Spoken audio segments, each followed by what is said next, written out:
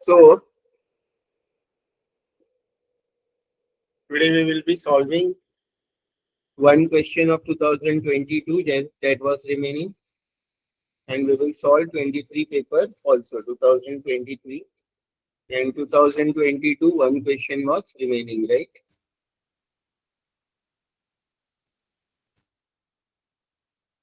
This was of elasticity.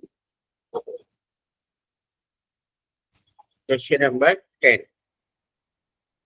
So what is given here is an online bookseller wants to increase total revenue.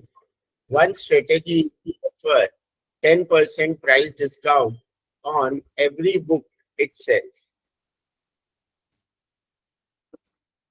The seller knows that its customer can be divided into two groups according to their response to the discount. The table shows how the group respond to the discount. Book seller है, उसको 10% discount देना है अपने customers को, right? और उसने अपने customers को दो ग्रुप में डिवाइड किया है, ग्रुप ए, ग्रुप बी। और यहाँ पे ये दिया है quantity sold before 10% discount. Before 10% discount quantity sold for group A is 10,000 and for group B is 8,000। और 10% डिस्काउंट देने के बाद ए वाले 10,000 से 10,500 खरीदेंगे, और ग्रुप बी वाले जो 8,000 खरीदते थे, they will buy 10,000। So calculate price elasticity of demand for group A and B। तो प्राइस इलास्टिसिटी का दो फॉर्मूला है, एक तो पॉइंट मेथड और एक arc elasticity method, right? You can solve with any method. यहाँ पे कुछ भी मेथड मेंशन नहीं है, तो you can solve with any method. Usually if nothing is mentioned, we should solve with the point method, and especially if it is asked to solve with arc elasticity method, then only we should solve with arc elasticity method as per my view. Rest you all can confirm with your division faculty also what they have informed you regarding if nothing is mentioned, so which method to follow. But I will explain this sum by solving this with the point method, right? And already we have the paper of one of the student also. We will see that also, how much marks she has got in 10. She has got full marks. So by which method she has solved.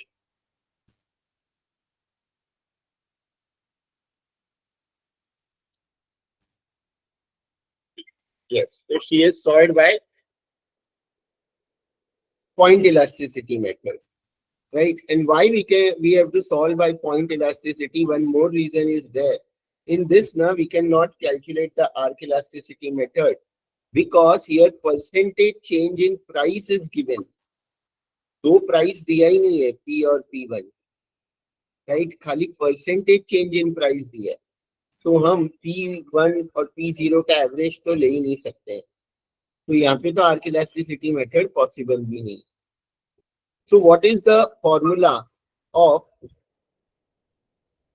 I will solve this question here, whether वैसे तो इसने solve किया ही है इधर। This is the formula of price elasticity of demand, percentage change in quantity demanded upon percentage change in price. Percentage change in Q, that is quantity demanded, upon percentage change in price. Percentage change in price is already given 10, और यहाँ पे minus sign कुछ important नहीं है कि price कम कर रहे हैं तो -10 दो। यहाँ पे प्राइस इलास्टिसिटी में मैंने पहले ही बताया कि ignore the negative sign, right? So 10 is to given. We have to calculate the percentage change in quantity demanded. So change in quantity demanded, the percentage change in quantity demanded, the formula is this. This is the formula of percentage change in quantity demanded. That is new quantity minus old quantity upon old quantity into 100 to convert it into percentage. So 10,500 minus 10,000. So 500 upon 10,000, 0.05. You will multiply it by 100. So that is 5%, right? So that is 5%. So percentage change in quantity. This is not change in quantity. This is percentage change in quantity. So percentage change in quantity is 5%. And percentage change in price that is already given, that is 10%. So elasticity of demand for A is 5 upon 10, that is 0.5. This is clear. तो ये वो Excel में solve करने की जरूरत भी नहीं है, ये यहाँ पे है, ये फाइल मैंने ऑलरेडी शेयर किया है. तो we will discuss more sums, right, because इसमें तो फुली मिला है and it has been solved properly. तो ये फॉर्मूला तो सब पता है ना, पॉइंट मेथड का formula, percentage change in quantity demanded upon percentage change in price, right. तो ये तो ग्रुप ए का आ गया. अभी ग्रुप बी का क्या आएगा तुम लोग निकाल के बताओ. What will be group B? You all can calculate. 25%. कितना?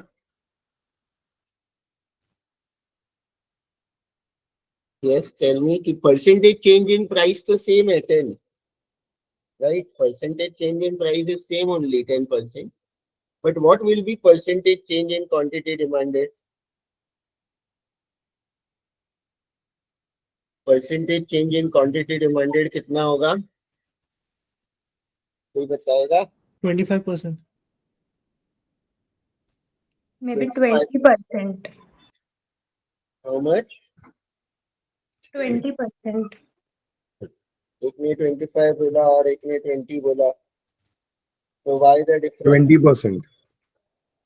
क्यों पता है? 10,000. 25% is the correct, not the 20%. I will tell you why. Because मैंने क्या बोला था? New quantity minus old quantity upon old quantity. So new quantity is 10,000 minus 8,000 upon 8,000. So 2,000 upon 8,000 into 100.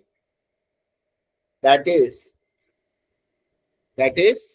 25%, right? So here it is. तुम लोग Q0, Q1 लो या Q1, Q2, उससे फर्क नहीं पड़ता है. क्या याद रखना है?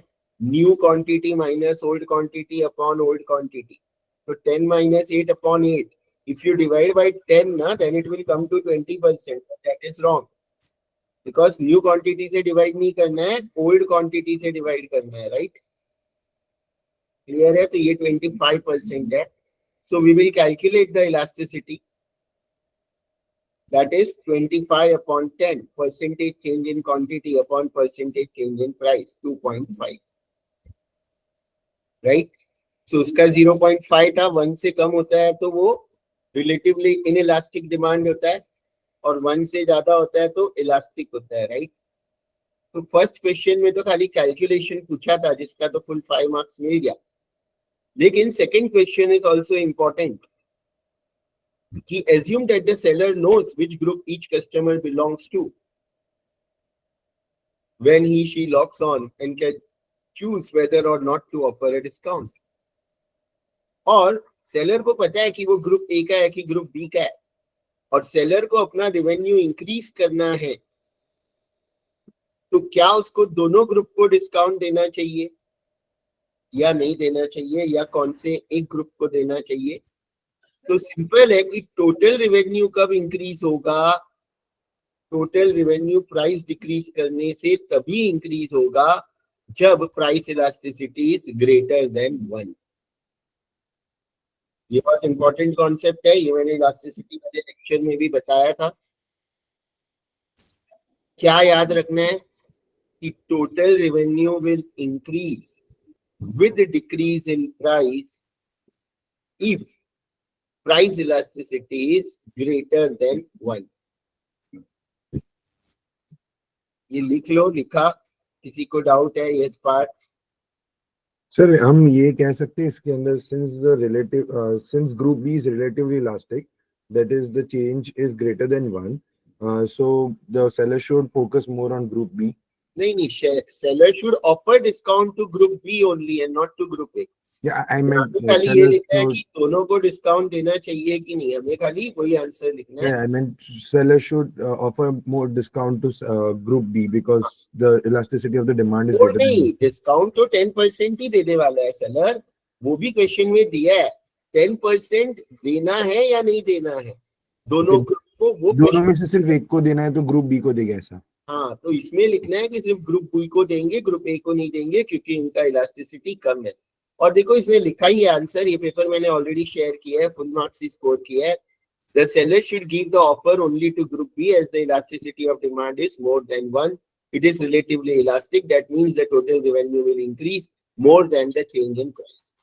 And this is because when the elasticity of demand is more than what, it indicates that the proportionate change in demand will be more than proportionate change in price.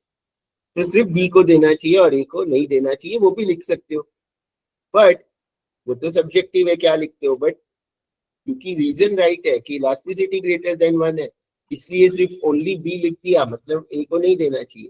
तुम लोग एक अलग सेंटेंस वो भी लिख सकते हो कि ए को नहीं देना चाहिए क्योंकि उसका इलास्टिसिटी 1 से कम है, राइट? क्लियर है एवरीवन? तो ये मैं सॉल्व नहीं कर रहा हूँ एक्सेल में, फुल मार्क्स है यहाँ पे सॉल्व रही, and this is very easy so that we can complete the 23 paper today. Sir, can you show 1 second? Yes, yes. You want to see the second part or the first part? Sir, the first part. Okay. This one, group B or group A?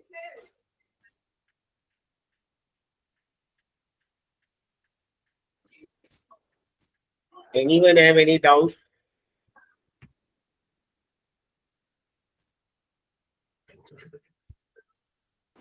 So this is price elasticity. Yes, price elasticity. And we are using this formula, percentage change in quantity upon percentage change in price. This is price elasticity for group A, and here the price elasticity is for group B. Right?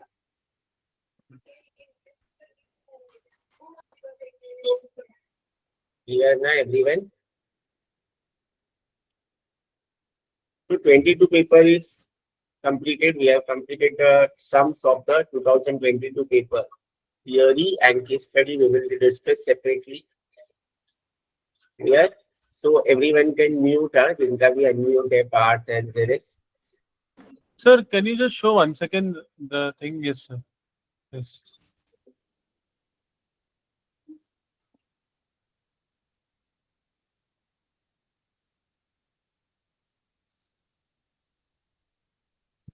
बहुत कम दिन बचे हैं, अभी तो सबने पढ़ाई शुरू करी थी होगी, राइट? क्योंकि कल YouTube पे व्यूज भी बहुत ज्यादा आए थे, 800 plus views and 100 plus hours, तो कल शायद बहुत लोग पढ़ाई कर रहे थे। And also you can, when you watch the video, so you can like the video, and if you are not subscribed, subscribe the channel also. ठीक है, clear as it is? This is clear. This I have already shared. If you would have downloaded the file, you will get the solution there is from there. Okay. Okay, sir. So this you can read. Yes, part. So can we also write the percentage change in the price is less than the percentage change in the quantity demanded, and that is why we should also focus over here on the given discount to the group B itself. हाँ, तो वही हो गया, मतलब हमें elasticity के basis पे करना है। हाँ, इलास्टिसिटी के बेसिस पे करो, और वही लिखा है कि proportionate change in demand will be more than proportionate change in price. इसी को हम रिलेटिवली इलास्टिक बोलते हैं, जब मोर देन 1 होता है, कोई भी रीजन दो, that is one and the same. okay sir, thank you so much. Yes. Yes, I have sent this paper also, uploaded there the paper also. फिर भी देखो, अगर चाहिए तो ना वापस भी भेज देता हूँ पेपर, ये दोनों, और मैंने वैसे तो अपलोड किया हुआ है सब। और देखो ये सारे पेपर्स और एक फाइल, ये सॉल्यूशन वाला, ये मैंने नहीं अपलोड किया था क्योंकि ये कल ही बनाया था।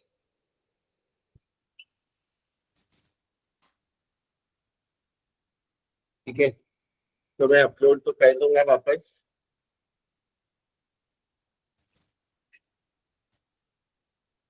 सो 22 का हमने सारे सम्स डिस्कस किए. Around 50 marks sums you can expect in economics. We will discuss now 2023 paper.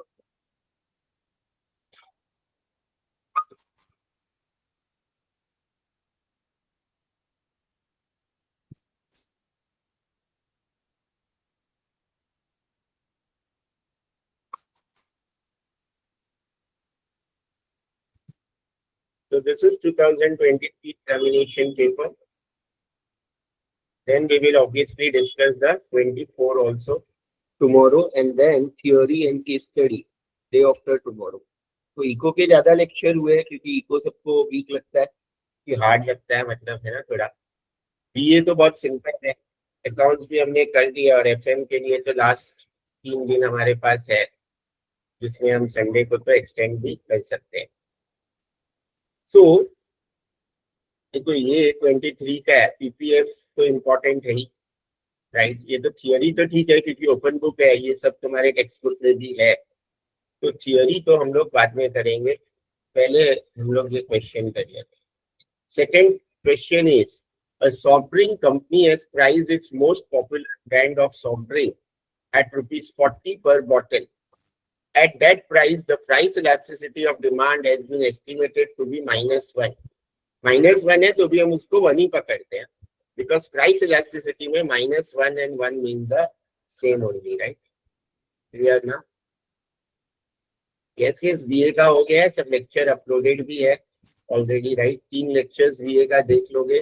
2 he lecture हुए, 2 लेक्चर कुछ रिवाइज भी कर लिया.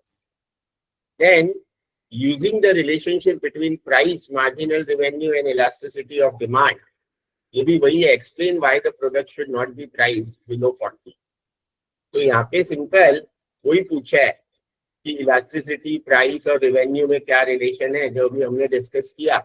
यानी इसके ऊपर कुछ ना कुछ आता ही है, और वो तुम लोगों के सिलेबस में है भी specifically, right. So here can you tell कि जो इलास्टिसिटी है वो 1 है. मैंने अभी ये तो बोला कि अगर ग्रेटर देन 1 है तो रिवेन्यू इंक्रीज होता है, लेस देन 1 है तो रिवेन्यू डिक्रीज होता है. बट यहाँ तो एग्जैक्ट 1 है, तो रिवेन्यू क्या होगा? No change. So no change, unitary. Total revenue there will be no change. Total revenue will not constant रहेगा. हाँ, तो मार्जिनल रिवेन्यू क्या रहेगा? 0. Total revenue will not change, तो marginal revenue will be 0, because what is marginal? मैंने बताया था कि 2 टोटल का डिफरेंस. अगर मार्जिनल रिवेन्यू 10th यूनिट का 400 है और 11th यूनिट का भी 400 है, तो 400 माइनस 400, राइट. तो ये भी हमारे पास पेपर तो है, वो देख लेते हैं she has solved or not, और I will solve in the excel file. No question. Yes Sir, 1 is exactly isoelastic, right? Isoelastic यानी इसको हम यूनिटरी इलास्टिक बोलते हैं. आइसोइलास्टिक भी नाम है क्या उसका? I don't know. हाँ sir. Unit elastic या तो isoelastic. So we can explain that now where there is no. Yes. मतलब the percentage change in quantity demanded and the percentage change in price is equal. That is isoelastic or unitary elastic, right?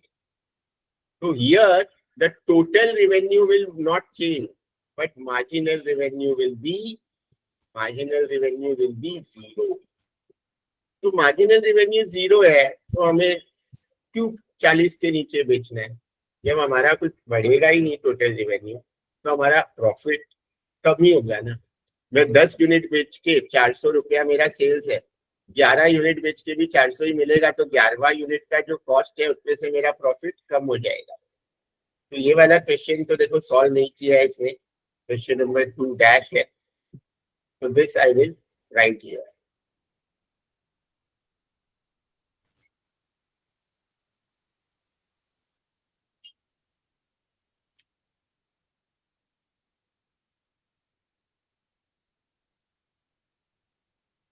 जो मैंने बोला वही लिखना है, और मैं वही शीट पे ना मिड सेम के क्वेश्चंस के बाद वहां पे मैं कर रहा हूँ नीचे. 24 का मैं अलग बना दूंगा क्योंकि इन दोनों का तो पेपर है, तो हमें सारे क्वेश्चंस करने की जरूरत नहीं है. 24 का तो किसी को 91 आया था, बट वो पेपर मिला ही नहीं मुझे, भेजा भी था, but I don't know where I have saved it. So I will recheck if I get that paper. इन लोगों को तो 67 ही आया था, बट ये दोनों स्टूडेंट का ग्रेड 10 आउट ऑफ 10 और 9.5 एंड अबाउ था overall.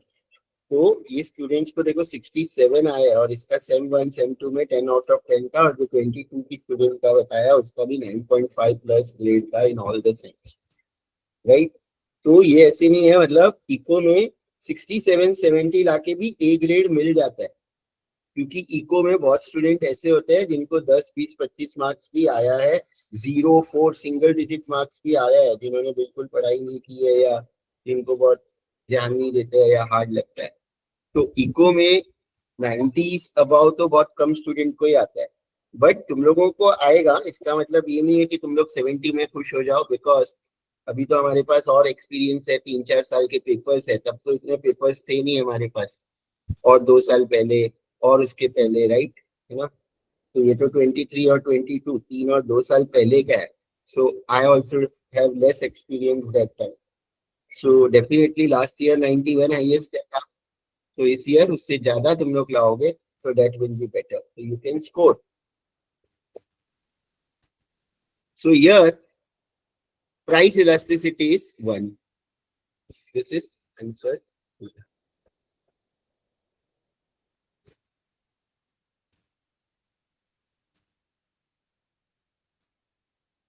Price elasticity is 1. It is unitary elastic demand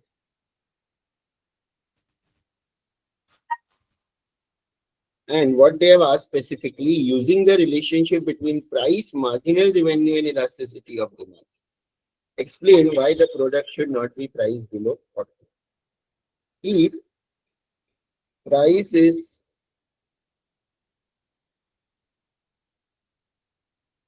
decreased below 40,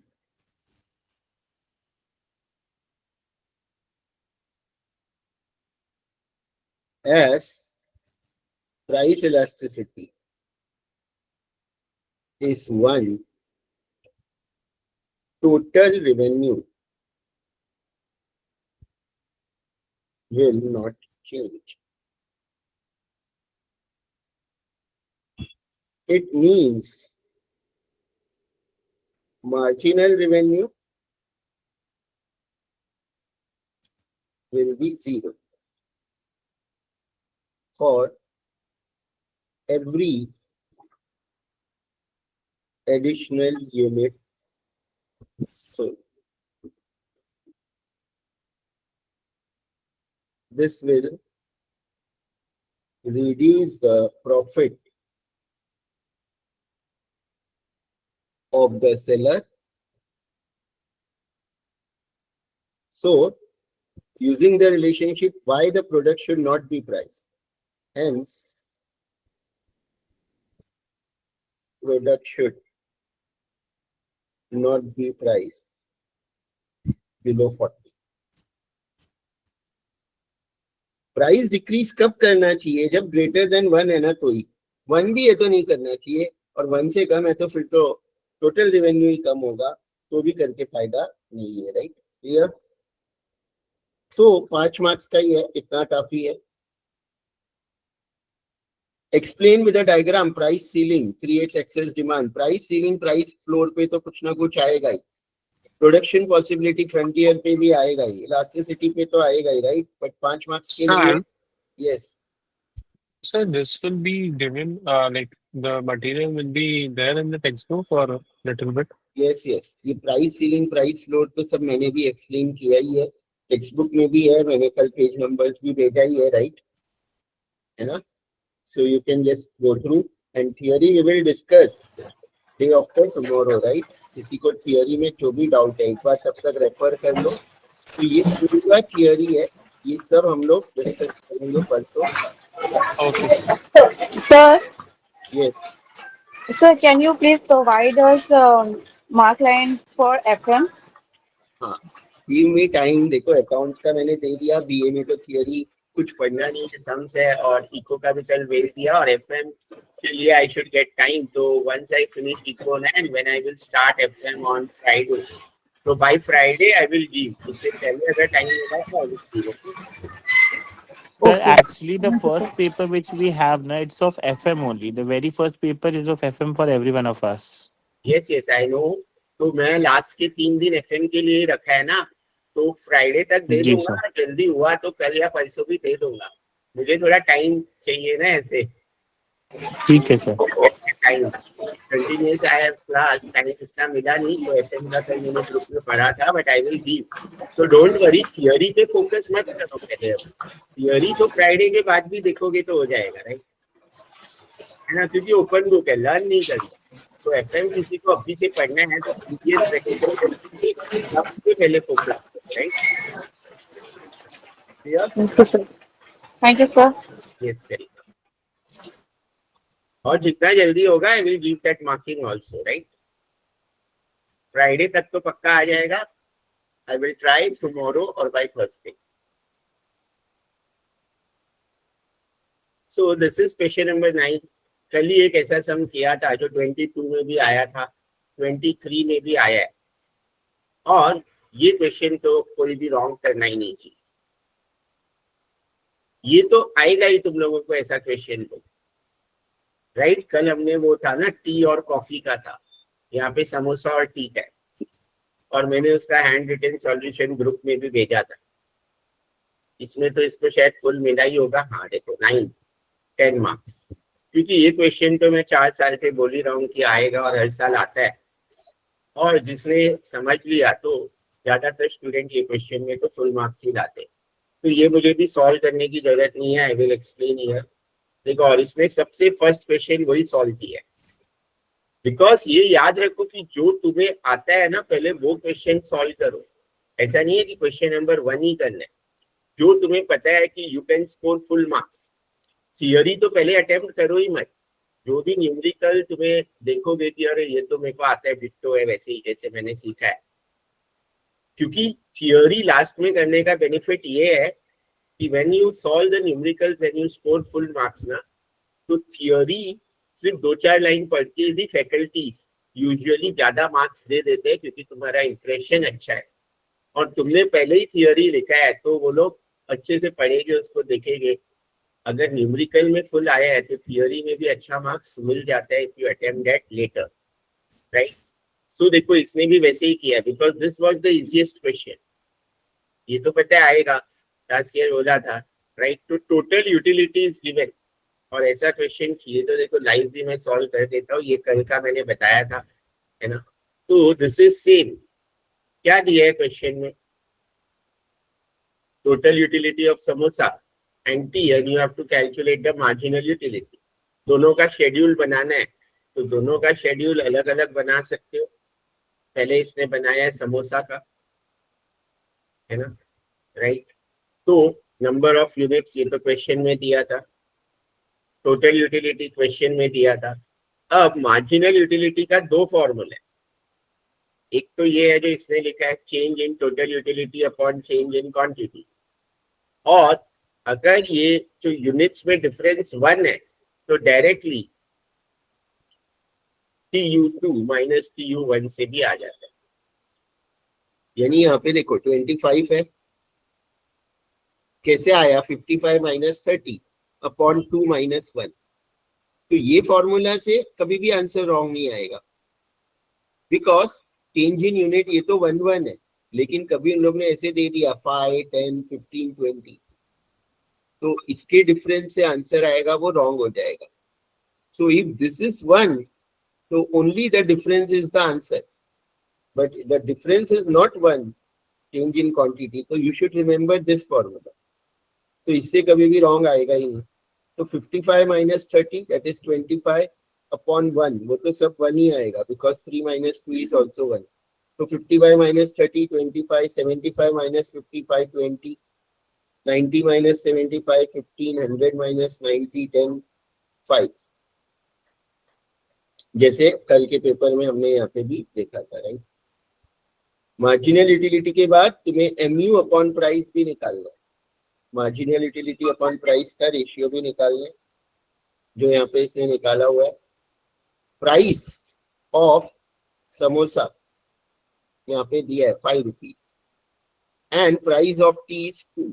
और कल का सब में बजट नहीं दिया था, यहाँ बजट भी दिया है। तो मैंने कल एक बताया था कि बजट भी आ सकता है, राइट, बजट दिया रहेगा।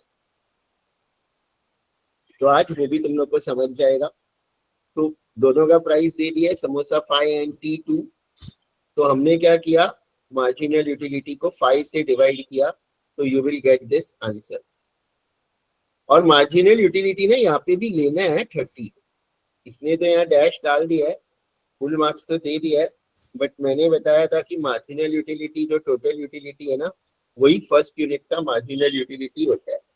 बट डैश डालोगे तो भी ठीक है, बट MU अपॉन प्राइस फिर हमें नहीं मिलेगा, तो वो भी लिखना होता है। इसने क्या किया है, वहां पे लिखा है MU अपॉन प्राइस, तो लिखा है 6, 30 डिवाइड बाई 5। तो you should write the marginal utility here also. तो ये हाँ मैम ने लिखा है, बट उसका मार्क्स कट नहीं किया है, राइट, ठीक है। तो you should write that also. Marginal utility first unit का भी लिखो। 0 यूनिट है तो 0 का नहीं आएगा, 0 यूनिट का मार्जिनल यूटिलिटी नहीं आएगा, क्योंकि 0 यूनिट का टोटल यूटिलिटी भी 0 ही होगा, तो मार्जिनल यूटिलिटी भी 0 ही होता है। But always right the first unit also. जैसे कि ये एक्सेल फाइल में 22 का पेपर, ये मेरा हैंड रिटन सॉल्यूशन है, ऐसे लिखना है। तो ये तो सबको क्लियर है, मार्जिनल यूटिलिटी अपॉन प्राइस आ गया। वैसे ही हमने क्या किया, ये टी का बनाया, टी का भी ये 2 कॉलम तो क्वेश्चन में दिया है। हमने मार्जिनल यूटिलिटी निकाला और फिर मार्जिनल यूटिलिटी अपॉन प्राइस निकाला। अब यहाँ पे तुम्हें ये देखना है कि ये जो 6 है और ये जो 6 है, ये मैच हो रहा है, और ये जो 5 है और ये जो 5 है, ये भी मैच हो रहा है। तो 2 ऑप्टिमम कॉम्बिनेशन है। यहाँ पे जो क्वेश्चन में पूछा है, फर्स्ट पार्ट तो हो गया, सेकंड है find out the optimum combination of the 2 goods using the principle of equi marginal utility. तो स्टेटमेंट कि as per the principle of equi marginal utility, consumers equilibrium is at combination where MUX upon PX is equal to MUY upon PY, that is MU samosa upon T is equal to MU T upon price of T is equal to MU samosa upon price of samosa। तो ऐसे ही लिखना है, खाली बस change हो रहा है वो, तो इसने भी लिखा होगा।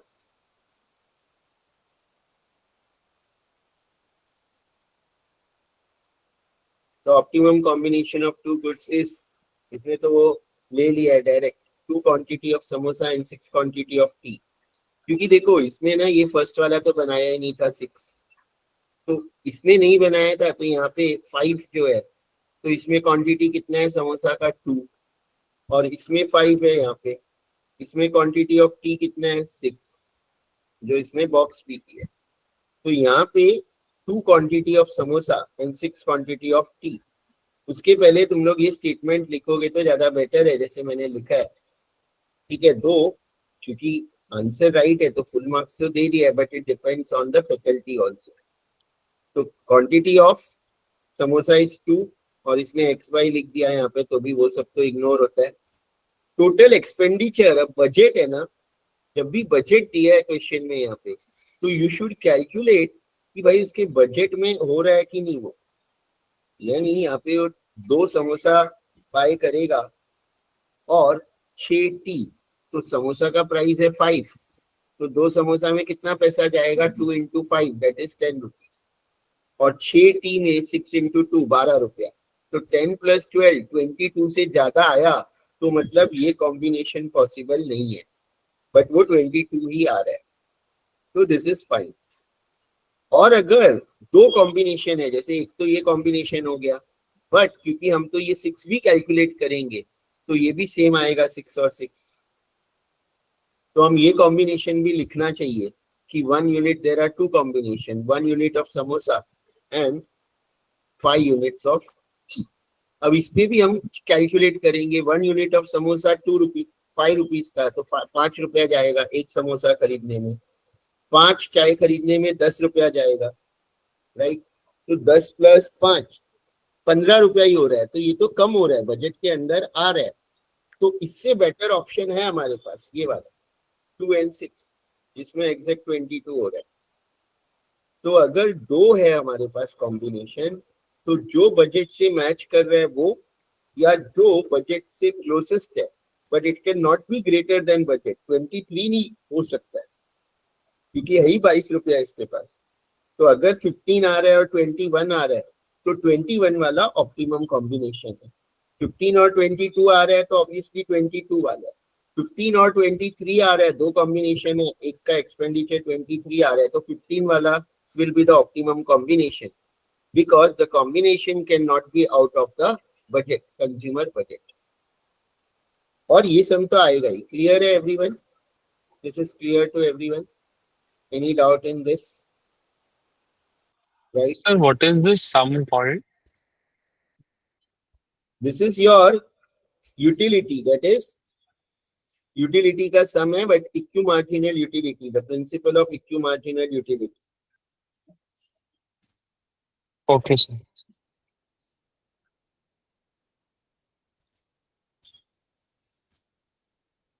The next question here, और ये भी मैंने कल बोला था आएगा, 22 में भी आया है, 23 में भी आया है, सेम सम हमने कल भी डिस्कस किया था।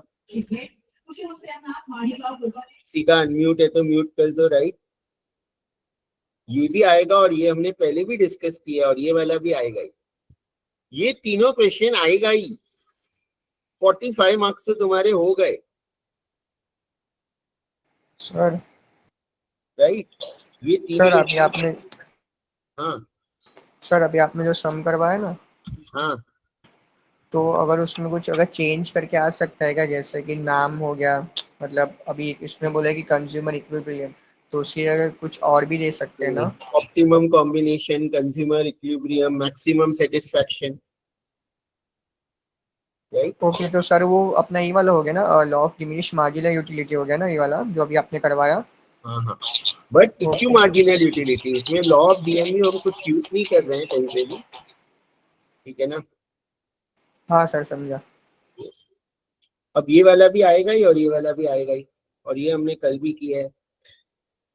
इसमें भी इसको फुल मिला ही होगा, बिकॉज मिलना तो चाहिए। We will check. Question number 10 में 3 मार्क्स कट हुआ है, क्यों कट हुआ है वी विल चेक, ठीक है। और क्वेश्चन नंबर 11 में तो देखो फुल ही मिला है, क्योंकि ये 3 क्वेश्चन हर साल आ रहा है, और ये 3 क्वेश्चन में ही तुम्हें पहले तो 45 मार्क्स स्कोर करना है, या 50 मार्क्स अगर कोई क्वेश्चन 20 मार्क्स का भी आ गया तो 45 to 50 मार्क्स यहाँ पे तो स्कोर कर लिया तो इजीली 75 अबव आ ही जाएगा। अब ये क्या है, टोटल आउटपुट दिया है, मार्जिनल प्रोडक्ट दिया है, एवरेज प्रोडक्ट दिया है। ये टेबल को पहले तो हमें फिल करना है, तो ये मैं एक्सेल में फिल करके भी बता देता हूँ, क्योंकि वहां पे तो और कल भी हमने डिस्कस किया था। बट कल क्या दिया था, कल यूनिट्स और मार्जिनल दे दिया था, और टोटल और एवरेज हमें निकालने बोला था, राइट।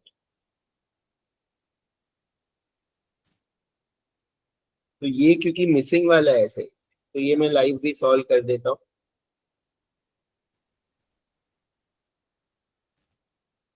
तुम लोग भी साथ में सॉल्व कर सकते हो, ताकि तुम लोगों को आइडिया रहे, राइट। सर मुझे इसमें डाउट था, ये अपना जो एवरेज प्रोडक्ट है ना, हाँ तो अब मैं उसको राउंड ऑफ कर देता हूँ, क्योंकि एवरेज प्रोडक्ट पॉइंट्स में कैसे आएगा मतलब? हाँ, कर सकते हैं राउंड ऑफ, बट ठीक है, वो प्रैक्टिकली नहीं सोच सकते, नहीं आएगा वो तो, राइट बोल रहे हो। बट हमने जस्ट जो आ रहा है वो लिख दिया है, नो प्रॉब्लम। अच्छा, मतलब खाली पॉइंट ऑफ एग्जाम्स के लिए, पॉइंट ऑफ व्यू के लिए। हाँ हाँ राइट। Okay sir.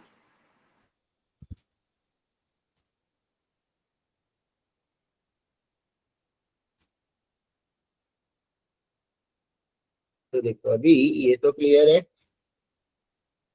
अब हम लोग ये वाला क्वेश्चन लाइव सॉल्व कर रहे हैं। This is question number 10, 15 marks. तो तुम लोगों को भी आने ही वाला है ये क्वेश्चन, तो इसमें तो फुल स्कोर करो, इतना टेंशन लो ही मत एग्जाम का। टेंशन लेके कुछ नहीं होता है। कल से बहुत मैसेजेस आ रहे हैं, सर मेरा नहीं हुआ है, मैं कैसे स्टार्ट करूं, ये वो। नथिंग टू वरी, इतना इतना तो कर लो, आ जाएगा मार्क्स अपने आप, अच्छा आ जाएगा बस। टाइम जितना बचा है उसको प्रॉपरली यूटिलाइज करो, जिसका अभी तक नहीं भी हुआ है अभी भी पढ़ो, अभी भी यूटिलाइज करो तो you can score.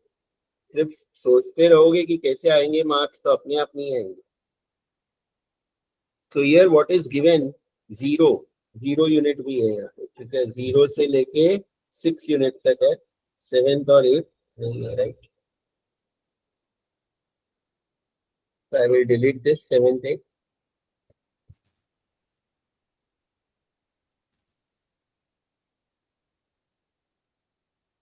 So total product is 0, then 225, then दो blank है, 4th unit का है 1140. Marginal product 3rd unit का दिया है 300 and 5th unit का दिया है 225. Average product 2nd unit का दिया है 300 और 6th unit का दिया है 225. देखो हर यूनिट का कोई भी एक वो लोग देंगे तुम्हें, 0 का, 1 का और 4th यूनिट का टोटल प्रोडक्ट दिया, 3rd और 5th यूनिट का मार्जिनल प्रोडक्ट दिया, 2nd और 6th यूनिट का एवरेज प्रोडक्ट।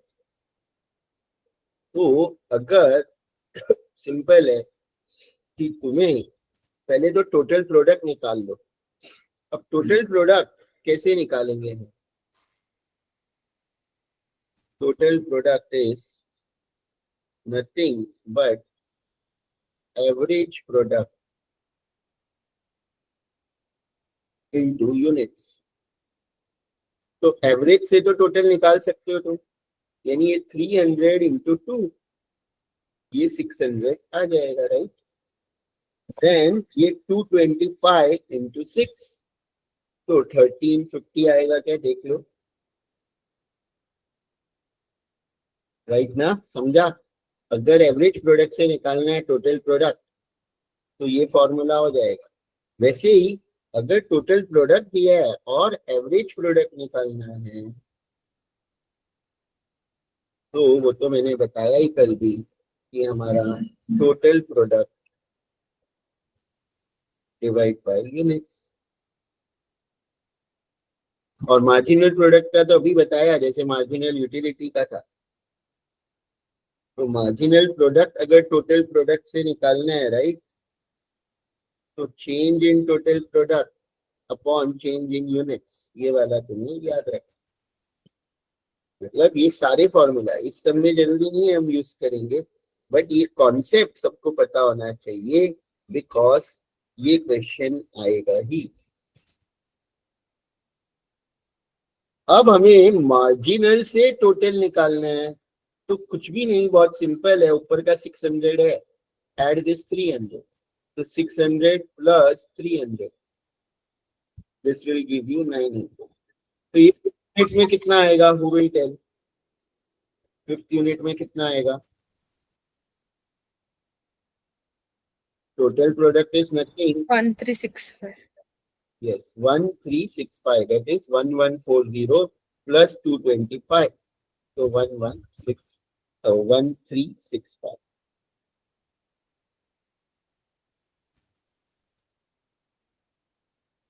अब ये तो मार्जिनल भी 0 हो जाएगा, इसमें डैश ही डाल दो, 0 भी नहीं, 0 भी डाल सकते हो, बट ठीक है, हम लोग यहाँ पे डैश और यहाँ पे भी डैश, क्योंकि ये तो पॉसिबल ही है।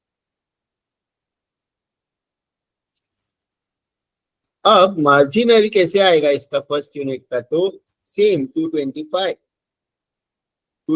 Minus 0, so that is 225 upon 1 minus 0, change in total product upon change in units. 600 minus 225, that is 375. 900 minus 600, 300 है। 1140 minus 900, 240.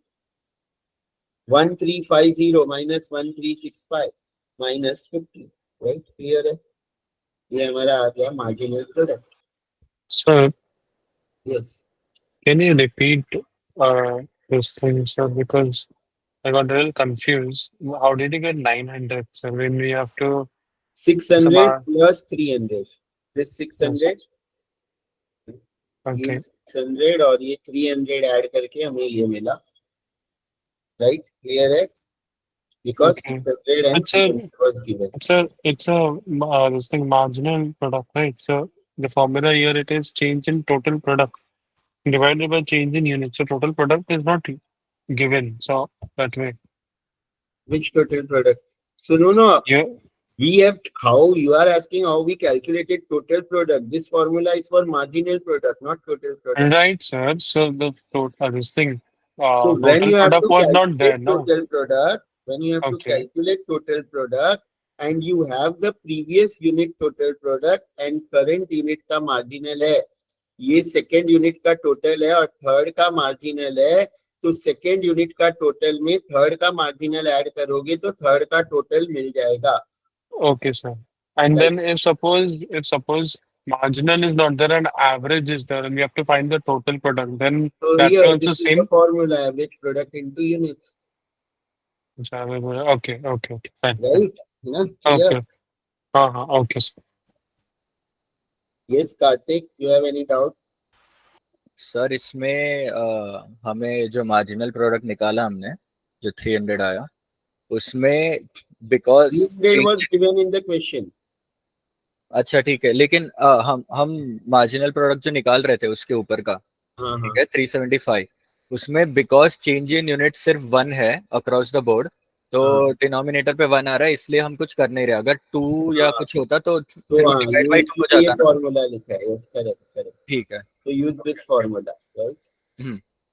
बट अभी तक जितने भी पेपर है सब में 1 ही दिया है हम लोगों ने, बट कभी ट्विस्ट दे दिया, इसलिए ये वाला फॉर्मूला याद रखना है कि डिफरेंस इज मोर देन 1 तो डिवाइड भी करना पड़ेगा, राइट? सो ये दो क्लियर है. अब एवरेज का तो फॉर्मूला है ना, टोटल प्रोडक्ट अपॉन यूनिट्स, तो 225 डिवाइड बाय 1, 600 डिवाइड बाय 2, वैसे ही ये आ जाएगा 900 divide by 3, 1140 divide by 4, 1365 divide by 5, and this average product is given 225. 225 कैसे आएगा, राइट है क्या? तो ये क्यों 45 आ रहा है? मैंने कुछ रॉन्ग किया क्या?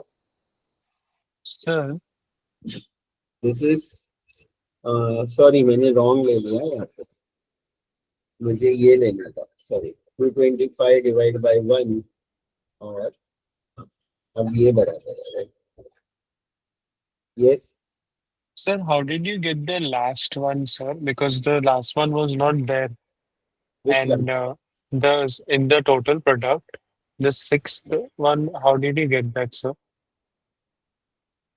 This was given na average product. Last में I'm- average product दिया है तो 225 into 6, Acha, okay. right? Okay, sir. So this is your average product. Rounded off हो गया है, ठीक है ना? वैसे डेसिमल में हो सकता है आएगा, तो आई डोंट नो, देख लेते हैं. कोई डेसिमल में तो कोई भी नहीं आ रहा है, सब एग्जैक्ट ही आ रहा है. वाओ, तो डेसिमल में आया ही नहीं. ठीक है, तो ये तो हमारा बन गया. तो फर्स्ट पार्ट जो था क्वेश्चन का, fill in the gaps, 5 marks तो मिल जाएगा. Identify and explain the stages of production function in the table with reference to the units of labor employed. तो कल ही हमने बताया था, क्या बताया था? स्टेज 1. यहाँ पे तुम लोग बताओ किसको आता है ये स्टेज सर, 1? चले. के बेसिस पे चेक करते हैं. सर स्टेज 1 तो इंक्रीजिंग हो रहा है, तो मतलब अपना वो 2 TP हो जाएगा ना. एवरेज प्रोडक्ट जब तक Average should be increasing है वो maximum. स्टेज 1. यस. Yes. तो यहाँ पे स्टेज 1 कहाँ तक होगा तुम लोग बताओ? Third, थर्ड तक होगा. labor is 300 नहीं 3 labor. हाँ, बराबर है, थर्ड तक होगा ना. 300 कांस्टेंट है वो भी, Yes. ठीक है ना? तो ये खाली स्टेज 1 होगा. ये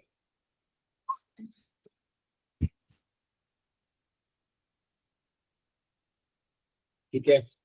this is your stage 1.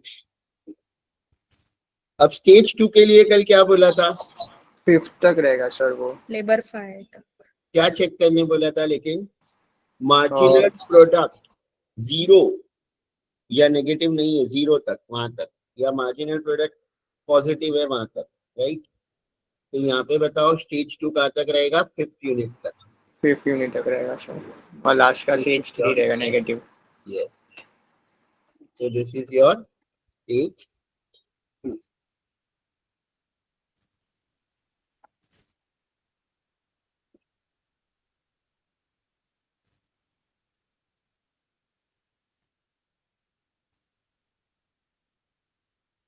and stage 3 will be this. Sir, uh, Yes. so how did you get this second value in the marginal production? So in the formula, it is saying is like change in total product divided by change in the units. So if you do 600 divided by 2, that will be 300. So Change in I've written total product it is. What does the change means? 600 minus 600. 255. Acha, okay, but it is divided by units, sir. Change in units means 2 minus 1.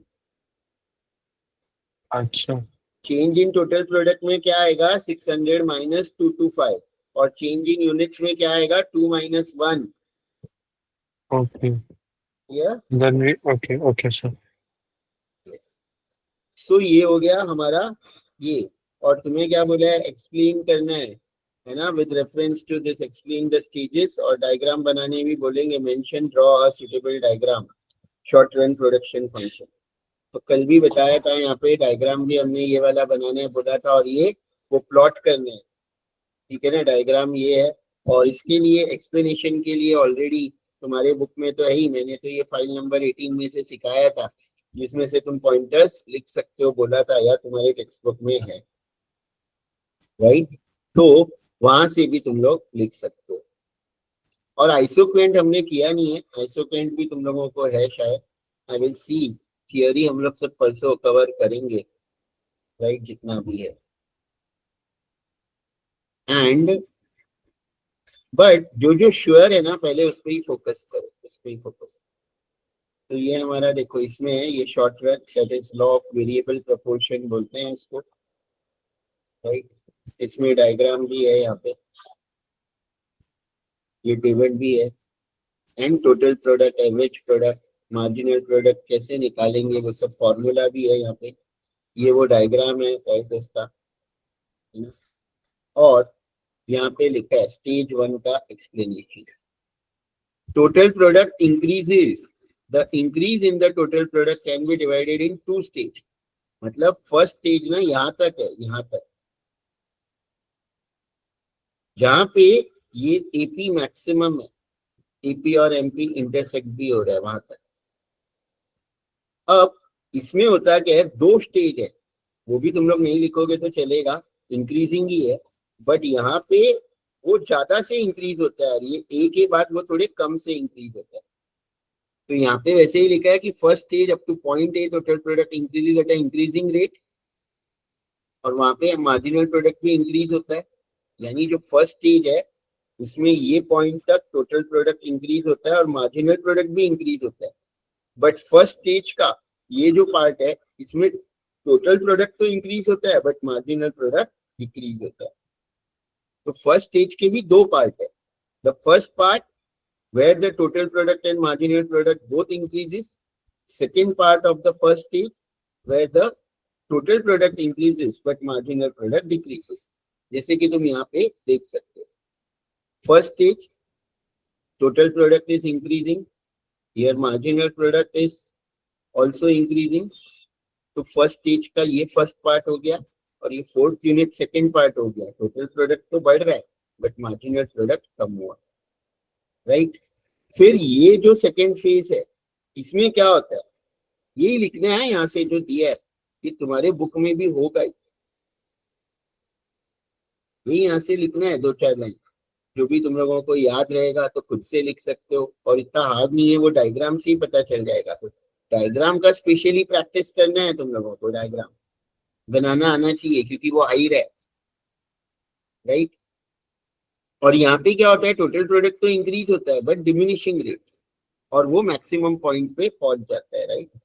यहाँ से increase हो रहा है अभी भी but वो maximum point पे पहुंचता है तब ये सेकेंड स्टेज खत्म हो जाता है.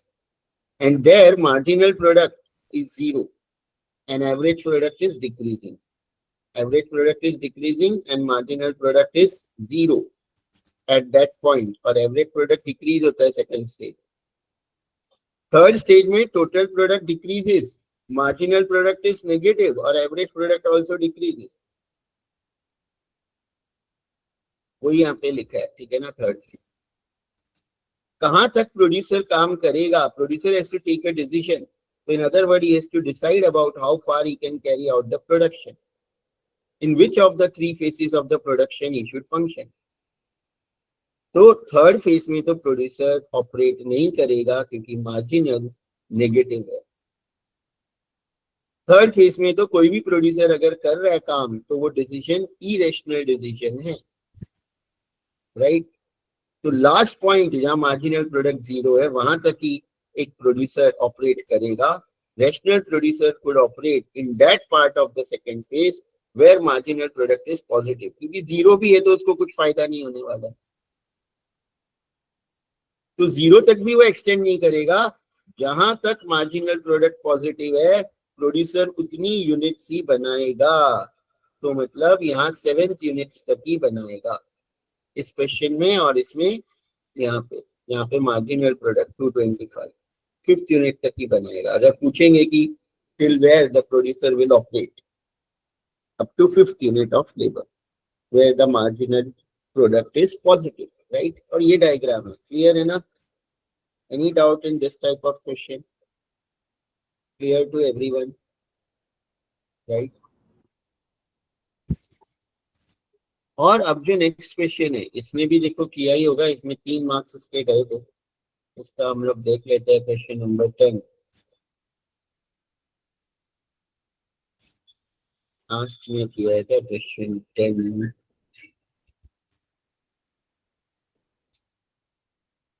देखो ये सब तो राइट है, यहाँ पे तो फुल मार्क्स ही मिला है. स्टेज 1, स्टेज 2, स्टेज 3 भी राइट ही है. डायग्राम देखो इसने बनाया है बट इसमें मिस्टेक किया है क्योंकि वो लिखा नहीं है, तो डायग्राम में इसके मार्क्स गए हैं, right.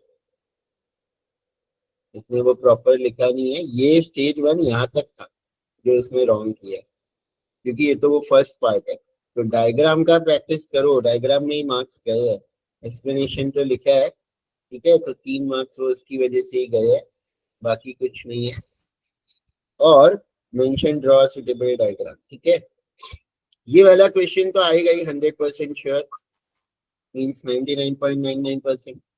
Demand and supply function, calculate equilibrium price and quantity. Government imposes a tax. What is the new price? Calculate the incidence of tax on buyer and seller. What do you think? Do you think is more elastic demand? की price elasticity demand का ज्यादा है कि supply का ज्यादा है? Justify your answer. तो इसमें तो इसको फुली मिला है, ये भी मैं सॉल्व नहीं करता हूँ, मैं एक्सप्लेन कर ही देता हूँ, और कुछ चेंजेस रहेगा तो बता देता हूँ. और ये तो कल ही मैंने एक्सप्लेन किया था, राइट. ये देखो सबसे पहले तो ये दोनों दिया होता है, demand function and supply function is given. ये तो सबको पता भी होगा कि क्या करना होता है, और मैंने कल ये सॉल्व किया था वो भी बता देता हूँ कि हमें क्या करना होता है. ये दो दिया होता है, हमें लिखना है equilibrium QD is equal to QS. ये नहीं लिखा है तो भी चलेगा. देखो इसने नहीं लिखा है, डायरेक्टली दोनों इक्वेशन को इक्वेट कर दिया. दोनों इक्वेशन को इक्वेट करके सॉल्व करोगे तो तुम्हें प्राइस मिलेगा. वो तो सॉल्व करने तो आ जाएगा ना. 100 लेफ्ट में लिया, 6p राइट में लिया तो प्लस हो गया, ये माइनस हो गया. तो 800 is equal to 10p. So that is price is 80. अब ये जो प्राइस 80 आएगा, कोई भी एक इक्वेशन में सब्स्टिट्यूट करोगे तो तुम्हें क्वांटिटी QB मिल जाएगा. इसमें सब्स्टिट्यूट किया है, तुम लोग इसमें करोगे तो भी आंसर सेम ही आने वाला है 420. तो सिर्फ इक्विलिब्रियम प्राइस पूछा था, but always calculate the equilibrium quantity also. तो ये फर्स्ट पार्ट हो गया. 5 मार्क्स तो कितना सिंपल है. आएगा, ईश्वर आएगा. इसमें अगर मिस्टेक करते हो तो फिर कोई सिखा ही नहीं सकता है, मार्क्स कैसे मिलेंगे. इससे तो कुछ सिंपल हो ही नहीं सकता. इक्वेशन इक्वेट करके सॉल्व करना, और किसी को भी नहीं आ रहा है अभी भी तो पूछ सकते हो कि कैसे सॉल्व करना है, क्या करना है. ये तो बहुत मतलब आना ही चाहिए. 5 मार्क्स से इससे सिंपल तो कोई भी सब्जेक्ट में MBA कर रहे हो कहीं पे भी मिलेगा ही नहीं. और ये टैक्स वाला, government imposes a specific tax of 5. तो करना क्या है, डिमांड फंक्शन तो सेम रहेगा, सप्लाई फंक्शन चेंज हो जाएगा, supply function will change.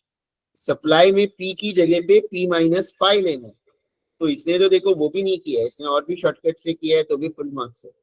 But मैंने पहले क्या बोला था कि हमें क्या करना चाहिए, पहले तो ये तो हो गया है ना, तो उसके बाद अच्छा इन लोग ने इसमें टैक्स का तो पूछा नहीं था क्या,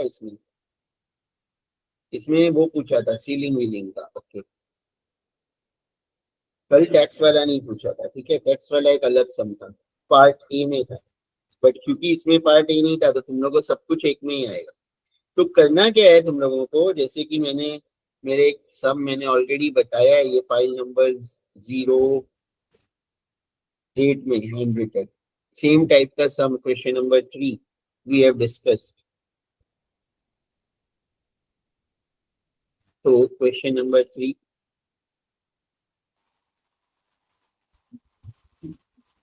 तुम्हें क्या करना है, ये तो आ गया पहले।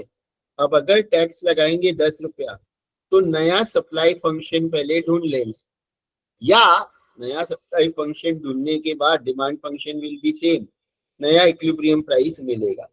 तो मैंने एक ये स्टेप बोला है कि पहले नया सप्लाई फंक्शन ढूंढ लो, बट डायरेक्टली नया सप्लाई फंक्शन नहीं भी ढूंढते हो तो भी ये जो तुमने लिया था इसमें ये जो P है सप्लाई फंक्शन का, उसकी जगह P माइनस जो भी टैक्स है, टैक्स वाज 5, तो न्यू सप्लाई फंक्शन अपने आप इक्वेट करना है, यानी old demand function and new supply function you will equate, और इसको सॉल्व करोगे तो तुम्हें न्यू प्राइस मिल जाएगा, new price right which is 82। Question में क्या बोला है, what is the new price, वही पूछा है, तो 5 मार्क्स और मिल गया। बस स्टेप्स क्या है समझ में आया ना, पहले न्यू सप्लाई इक्वेशन ढूंढो, डिमांड फंक्शन सेम रहेगा, दोनों को न्यू सप्लाई फंक्शन और ओल्ड डिमांड फंक्शन को इक्वेट करो, फिर सॉल्व करो तो जो न्यू प्राइस आएगा वो मिल जाएगा, तो 10 मार्क्स। अब थर्ड में उन्होंने क्या बोला है, और कल तो इसमें डायग्राम बनाने बोला था 22 के पेपर में, यहाँ पे तो डायग्राम बनाने बोला ही नहीं है राइट, खाली बोला है calculate the incidence of tax on the buyer and seller. तो 22 का भी देखो, ये 3 पेपर सॉल्व करोगे तो डायग्राम भी आ जाएगा और विदाउट डायग्राम भी, एंड जस्टिफाई योर आंसर। यहाँ पे ये बोला है कि किसका इलास्टिक डिमांड है, कल वो नहीं पूछा था, खाली डायग्राम पूछा था, यहाँ ये पार्ट अलग है। तो इसके लिए भी यहाँ पे ऑलरेडी देखो जो बर्डन ज्यादा बेयर करेगा ना उसका, यहाँ पे देखो, यहाँ पे सिंपल है कि इलास्टिसिटी ऑफ डिमांड इसका 4.04 है और इसका 0.22 है, तो सिंपल है, who will bear the more burden, जो ज्यादा बर्डन बेयर करेगा उसका इलास्टिसिटी हमेशा कम होता है। यहाँ पे सप्लायर 95% बेयर कर रहा था और कंज्यूमर 5%, तो कंज्यूमर का ज्यादा है इलास्टिक, और supply price elasticity of supply is less. तो हमें पहले बर्डन निकालेंगे और बर्डन के बेसिस पे हम ये कमेंट कर सकते हैं कि किसका इलास्टिक डिमांड ज्यादा है कि सप्लाई का इलास्टिक ज्यादा है। अब टोटल टैक्स देखो, इसने तो डायग्राम भी बना दिया है क्योंकि मैंने सिखाया ही था, बट सिंपल कैसे याद रखना है विदाउट डायग्राम। देखो ये जो कंज्यूमर है ना वो पहले 80 रुपए में खरीद रहा था, अभी 82 में खरीदना है, तो कंज्यूमर को कितना एक्स्ट्रा पे करना है, 2 रुपया। तो ये बर्डन ऑन कंज्यूमर हो गया। ये क्या हो गया, burden on consumer is nothing, the new equilibrium price minus the old equilibrium price. Without diagram also you can create it, you can find it, but diagram इसमें तो बोला नहीं है, तो मेरे हिसाब से तो नहीं बनाते तो भी फुल मिलना चाहिए था, बट डायग्राम मैंने सिखाया ही है और इसने बनाया भी है राइट, एक्सेस वाई एक्सेस, पहले ये एसएस और डीडी और ये 80 और ये 420, ये ओल्ड इक्विलिब्रियम, फिर S1 नया बनाना है, ये न्यू इक्विलिब्रियम, यहाँ पे 82 मार्क किया और यहाँ पे यूनिट्स मार्क करने की जरूरत नहीं है राइट। और ये जो डिफरेंस है 82 और 80 का, ये हो गया बायर या कंज्यूमर का बर्डन। टोटल टैक्स कितना है? 5 रुपया। 5 में से 2 रुपया बायर अगर बर्डन ले रहा है तो सेलर पे कितना आएगा? 3 रुपया। और ये प्राइस कैसे मार्क करोगे, है ना? 82 में बेच रहा है अभी वो नया, और 5 रुपया टैक्स माइनस करोगे, या पुराना प्राइस 80 में से ये 3 रुपया माइनस करोगे, तो सेलर को नेट 77 ही मिलेगा, क्योंकि 3 रुपया पहले उसको 80 मिल रहा था और 3 रुपया अभी बर्डन आ गया उसको, तो अभी उसको 77 ही मिलने वाला है। 82 में बेचेगा, 5 रुपया तो टैक्स है, तो टैक्स माइनस कर दो, तो ये 77 मार्क किया। ये डायग्राम भी बन जाता है, और ये बर्डन ऑन इसका भी आ जाता है, बायर एंड सेलर। अब कौन बर्डन ज्यादा बेयर कर रहा है? सेलर ज्यादा बेयर कर रहा है, तो मैंने क्या, सेलर का, यानी elasticity of supply is less and elasticity of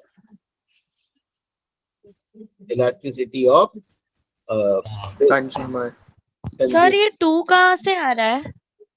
ये 2 new equilibrium price minus old equilibrium price, okay okay sir.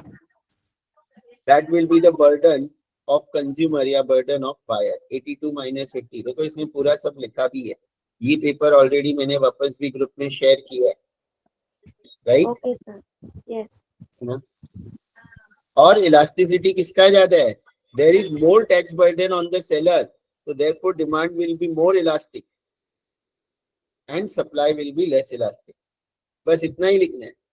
अगर सेलर पे बर्डन ज्यादा है तो डिमांड ज्यादा इलास्टिक होगा, सप्लाई कम इलास्टिक होगा, और अगर बायर पे ज्यादा बर्डन आ रहा है तो demand will be less elastic and supply will be more elastic. आगे का ये लग्जरी गुड्स नहीं लिखना है, वो सब नहीं पूछा है।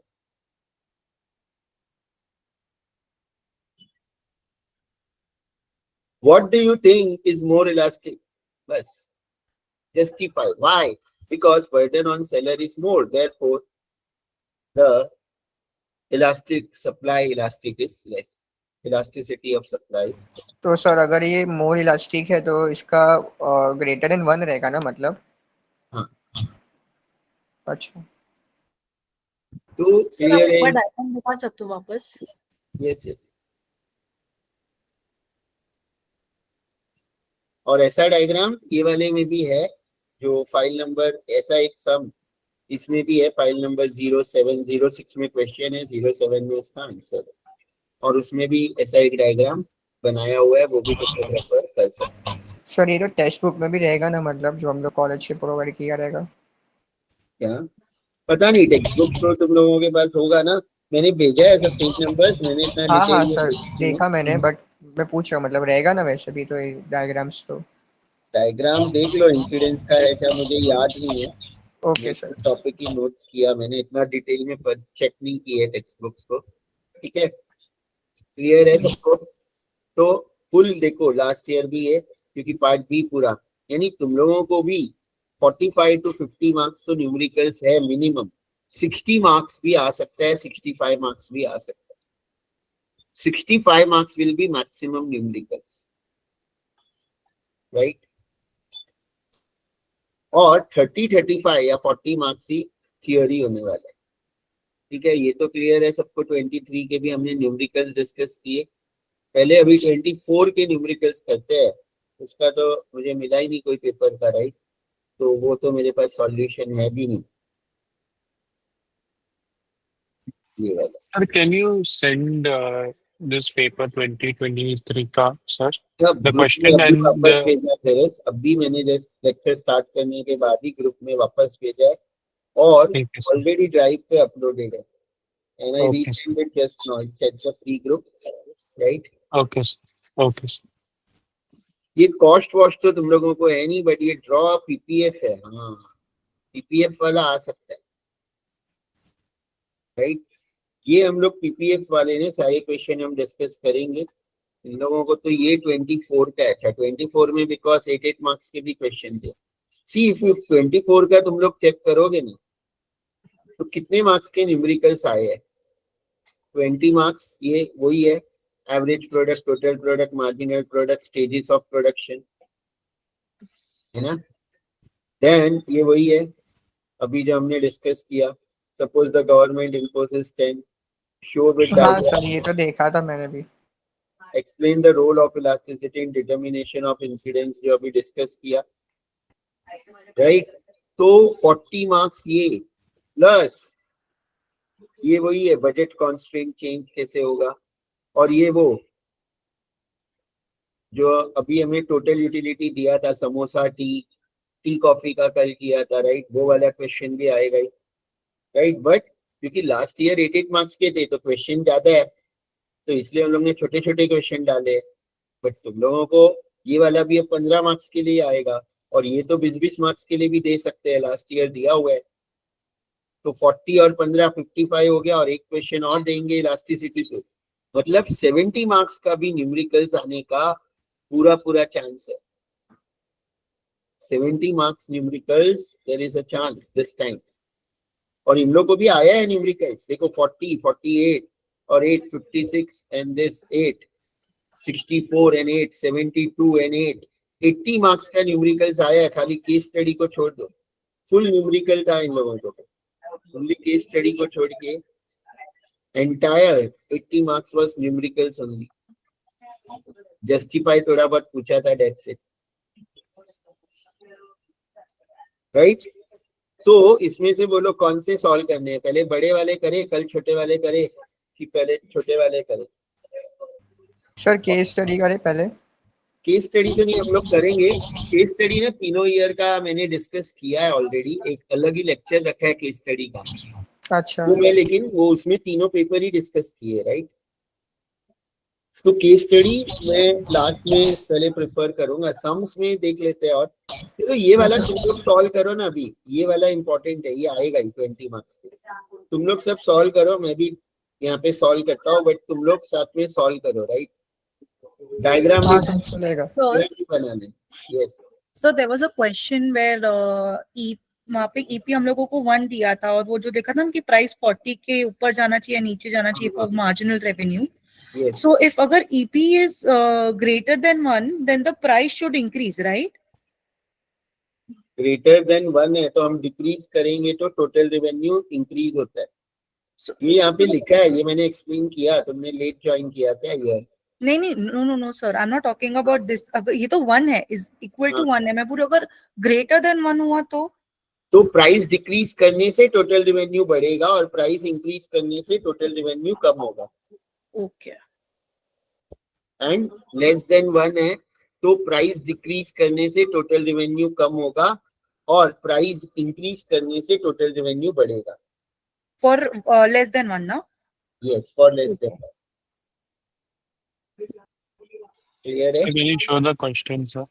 Which question? You told me to solve. Yeah, that we are solving. Yes, I will show.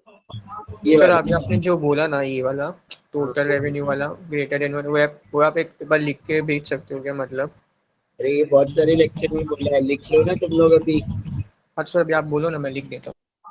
If elasticity is greater than 1, price elasticity है. और ये ना एक मेरे फाइल में लिखा है, ये मैंने कॉन्सेप्ट पूरा ऐसे एक्सप्लेन भी किया.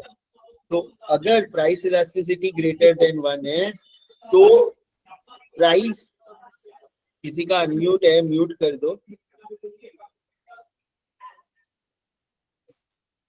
So if elasticity is greater than 1, then decrease in price will increase the total revenue. Decrease in price will increase the total revenue. Or increase in price will reduce the total revenue. ये लिख लिया?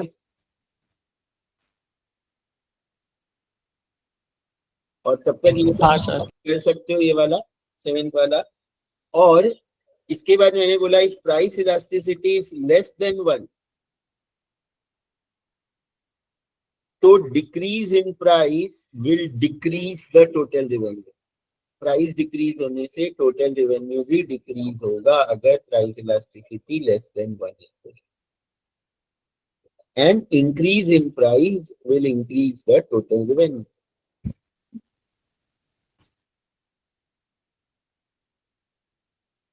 Right? Clear है? हाँ sir, thank you sir. अब और अगर 1 है तो टोटल रेवेन्यू चेंज ही नहीं होगा, ठीक है? क्लियर? वो कॉन्सेप्ट याद रखना है, याद रखना ही है। अब इसमें मुझे बताओ कि क्या आ रहा है तुम्हारा इक्विलिब्रियम प्राइस और इक्विलिब्रियम क्वांटिटी। मैं भी इसको सॉल्व कर रहा हूँ, P is 120. ठीक है?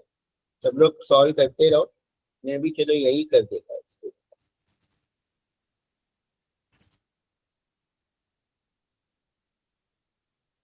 और स्टेप्स तो हमारे पास ऊपर है, राइट? तो ये कौन सा क्वेश्चन है? मेन तो देखो ये तो इजी है, आगे का तुम लोग डायग्राम भी खुद बनाने का ट्राई करोगे और इंसिडेंस भी निकालोगे। So this is answer to question number 7। और देखो पिछले साल 91 इसलिए हाईएस्ट आया क्योंकि 80 मार्क्स के न्यूमेरिकल्स थे, न्यूमेरिकल्स में फुल स्कोर कर सकते हो। तो जितना न्यूमेरिकल्स आएगा अच्छा है। और केस स्टडी तो ऑलरेडी शिफ्ट्स इन डिमांड पे आने वाला है, और थियोरी के लिए प्राइस सीलिंग, प्राइस फ्लोर और जो पीपीएफ है ना, ये सब जो हम ऑलरेडी डिस्कस कर चुका हूँ। तो इतना थियोरी पे ध्यान मत दो, मेन है यहाँ पे अगर 70 मार्क्स के भी न्यूमेरिकल्स आते हैं तो क्या वहां तुम लोग फुल स्कोर कर पाओगे या नहीं? 55-60 मार्क्स का तो आएगा ही numericals, right? Minimum around 70 it should come. तो अब हमारा यहाँ पे QD दिया है, दैट इज 500 minus 2P और QS is 3P minus 100.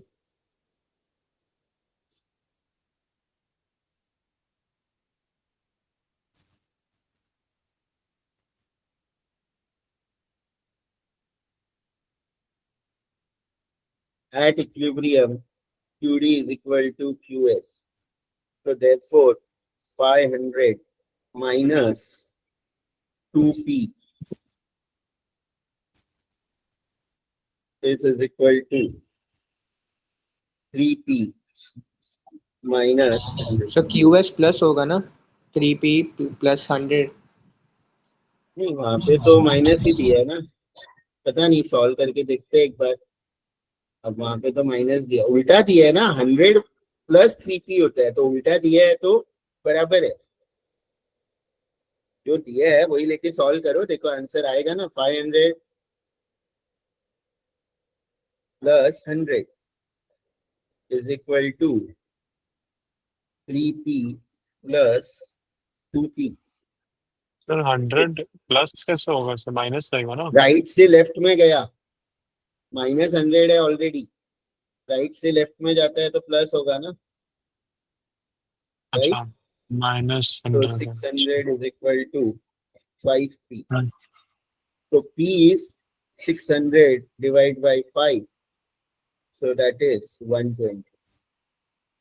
इसमें क्या बोला है क्वेश्चन में? वेयर तो अच्छा कुछ बोला ही नहीं है, वो तो निकालने ही नहीं बोला है, बट इक्विलिब्रियम प्राइस और हम लोग निकालेंगे, राइट? 10 मार्क्स डायरेक्टली इंसिडेंस और उसमें ही पूछा, इसका मार्क्स नहीं देंगे मतलब, लेकिन ये तो मैं बता रहा हूँ। और QD कैसे आ जाएगा? क्वांटिटी, कोई भी इक्वेशन में हम डाल देंगे प्राइस।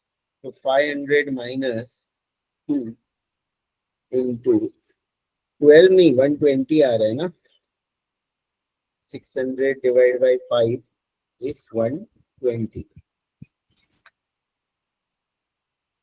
तो 500 minus 2 into 120, so that is your 500 minus 240, so that is 260 is your quantity. But अभी ए पार्ट तो अभी है, ये वाला तुम लोग बताओ अभी। Suppose the government imposes a tax of 10 per unit, क्या करेंगे अभी? कोई सॉल्व कर रहा है? ये बताओ। हाँ, आता है सर ये 10 है। एस को हम लोग -10 से करेंगे तो P 122 आएगा। QS will change, है ना? तो QS हम क्या करेंगे 3 और P की जगह P minus 10 लेंगे और minus 10 लेंगे। तो सप्लाई फंक्शन चेंज हो जाएगा, P की जगह P minus 10।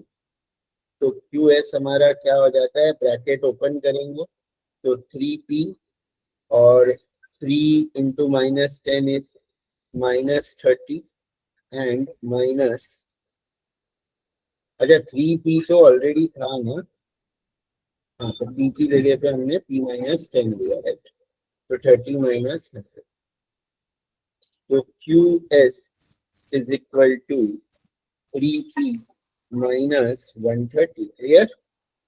ये नया इक्वेशन हो गया, new supply function.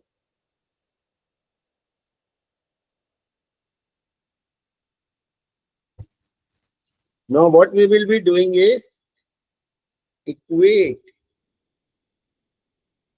old demand function, यहाँ steps भी लिखा है, सब बोल तो दिया ही है, and new supply function।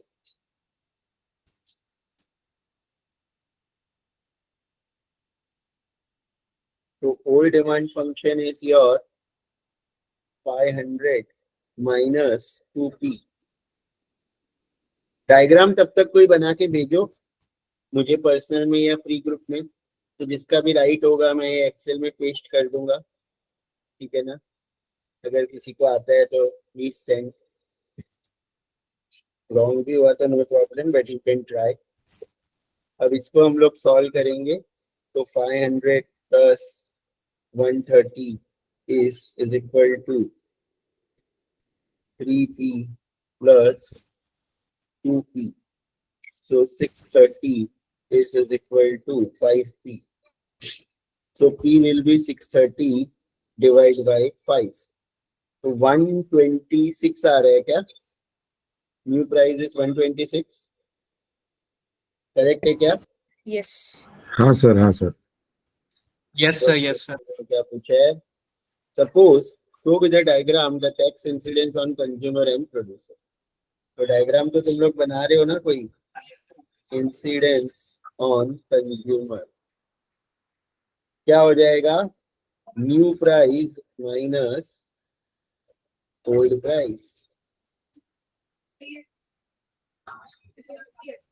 So that is 126 minus 120, so 6 rupees is the incidence on consumer।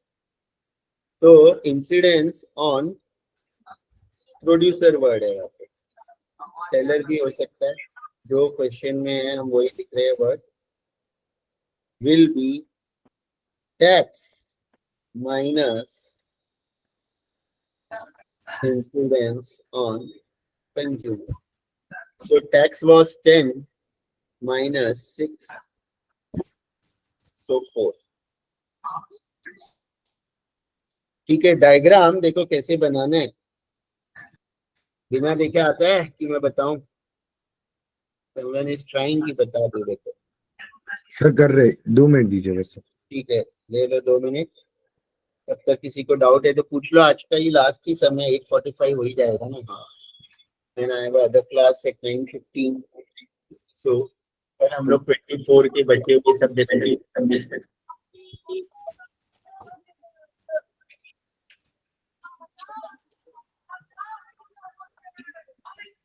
इसका भी सर unmute ये कर दो। यस हाँ, सर ये क्वेश्चन में दिया होगा हम लोग को कि हम लोग को ये करना है। So like we remove in the starting the equilibrium quantity and equilibrium price. वो निकाली। not asked. Quantity is not required, price is needed.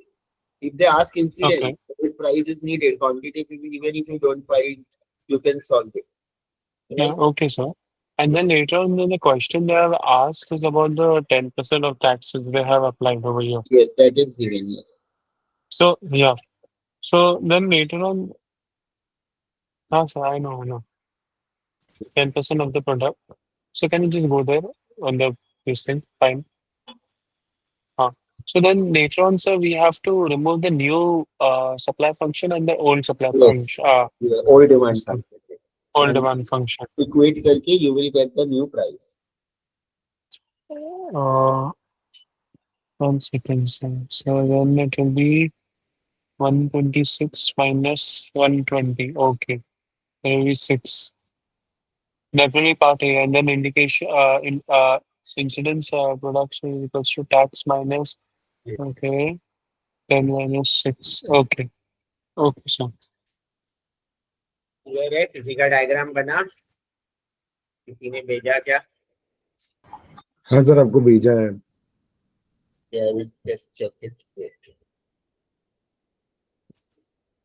पहले मैं फोन में ही चेक कर देता हूँ, फिर मैं डाउनलोड भी कर देना।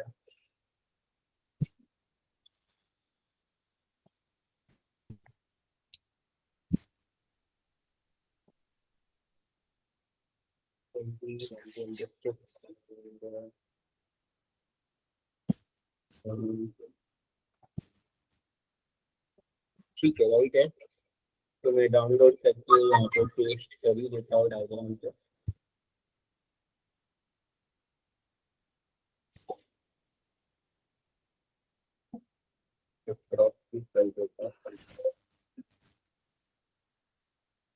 ग्रुप में भी मैं शेयर कर देता हूँ उसको।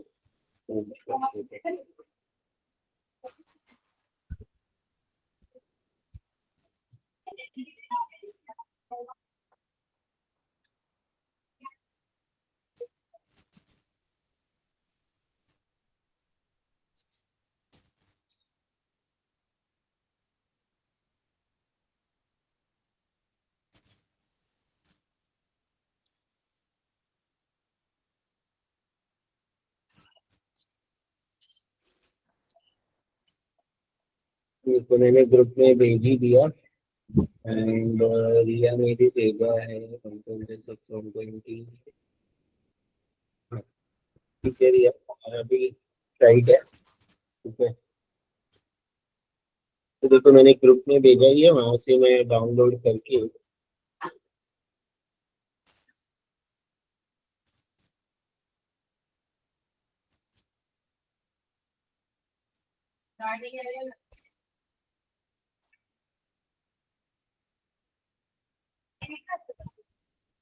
यहाँ पे मैं पेस्ट कर दूँ।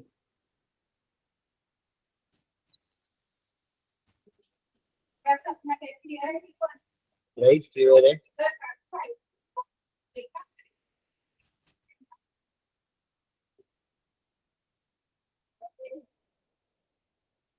तो दिस इज क्लियर, ये तुम्हारा डायग्राम हो गया, right?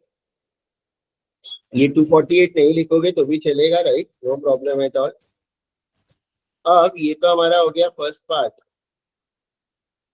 Explain the role of elasticity in the determination of the incidence on the consumer and producer, and show what would be the burden on the consumer if the absolute elasticity of demand was infinite. अगर यहाँ पे तो पहले वो ये देखो theoretical है, वही लिखना है जो मैंने बताया कि यहाँ पे if the demand elasticity is more than supply elasticity, then the burden on supplier or producer will be more, right? और vice versa. तो इसके लिए, और यहाँ पे absolute elasticity. Absolute elasticity मतलब elasticity of demand is infinite. तो बहुत ज्यादा है, तो पूरा burden 100% burden will be on producer. If elasticity of demand is infinite, so 100% burden will be on producer. And if elasticity of supply is infinite, then 100% burden will be on consumer, right? ये मैंने brief में बताया, इसका मैं कल और detail में लिख के बता दूंगा, ठीक है, वहां पे, क्योंकि अभी टाइम लगेगा। सॉरी सर, पर एक बार सिर्फ ये वापस बता दीजिए। If the burden is on consumer, then the 100% sorry. मतलब तो पहले तो ये लिखोगे एक्सप्लेन द रोल ना, तो एक्सप्लेन द रोल में क्या लिखना है कि if elasticity of demand is more than elasticity of supply, then burden on producer will be more. Sir इसमें बोला फॉर्मूला डाल के नहीं करेंगे सॉल्व, बर्डन ऑन कंज्यूमर और नहीं, बर्डन। कुछ फॉर्मूला डाल के थोड़ी बोला है। इलास्टिसिटी कहाँ से मिलेगा तुम्हें? इलास्टिसिटी भी निकालना पड़ेगा ना, या तो पहले यहाँ कुछ बोला ही नहीं है, राइट?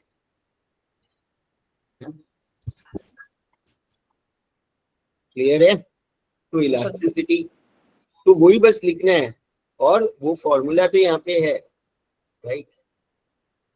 बट इनफाइनाइट मतलब क्या, इसका नंबर ही नहीं है ना, तो infinite upon this plus this कैसे लोगे? तो पूरा बर्डन सप्लायर पे आएगा लिखना है। मतलब ये जो क्वेश्चन है लास्ट पार्ट में, अगर ऐसा दिया है कि elasticity of demand was infinity, then the total burden, what would be the burden on the consumer? So there will be zero burden on the consumer. Zero burden on the consumer. ठीक है? And 100% burden will be on the producer or seller. ठीक है? Clear है? ये मैं detail में वापस discuss करूंगा, इतना तो तुम लोग लिख लो। I will start with this only. Right? Clear? हाँ सर, हाँ सर। सो कल भी इको ही है, और परसों की स्टडी का तो एक अलग लेक्चर पहले सुन लो, तो काफी तो पॉइंट क्लियर ही हो जाएगा। और कल टाइम बचा तो कल ही की स्टडी आई विल स्टार्ट, और परसों तो फिर हम करेंगे जो भी थियरी